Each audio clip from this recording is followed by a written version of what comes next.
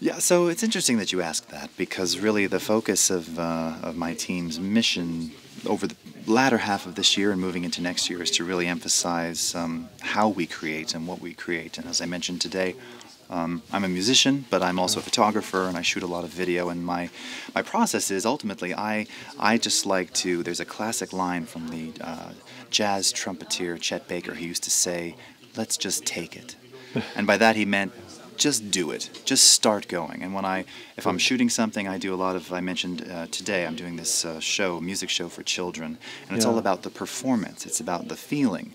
So I want it to be raw and a little rough around the edges, and music doesn't have to be perfect to be enjoyed. So I just like to roll and just to see what happens to get the performance. And if I'm shooting images, same thing. I do a lot of landscape photography, and again, landscapes don't necessarily move, but it's the idea that in that moment, very quickly, yes, I shoot manually, but just to capture the moment. And I think the same applies when cutting video together. I like very simple techniques. I like long shots, wide shots, no real transitions, just straight cuts.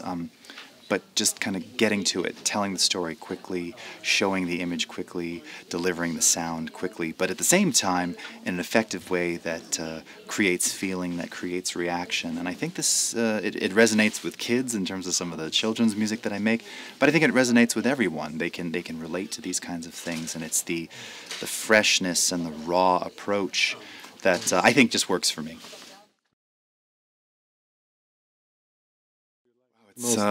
It's hard to really say to pick one. I mean, perhaps it's a combination because I work pretty much every day across Lightroom, Photoshop, Premiere, After Effects, and Audition. That seems like a lot, but that's part of my job. So I use those and others every day.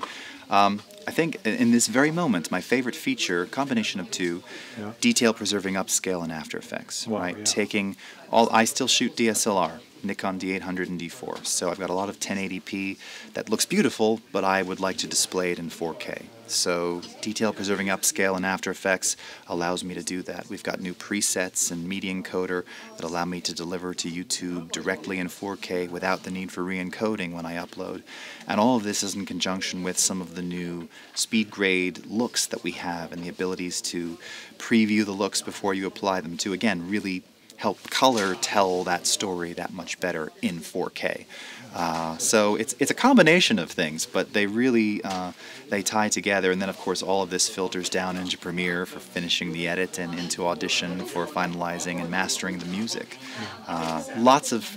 There's so much innovation. It's hard to narrow it down to one. But I think really for where we are today and how we're delivering content and thinking about especially archive content and moving into the next evolution and not wanting it to die, leave our 720p content behind and such.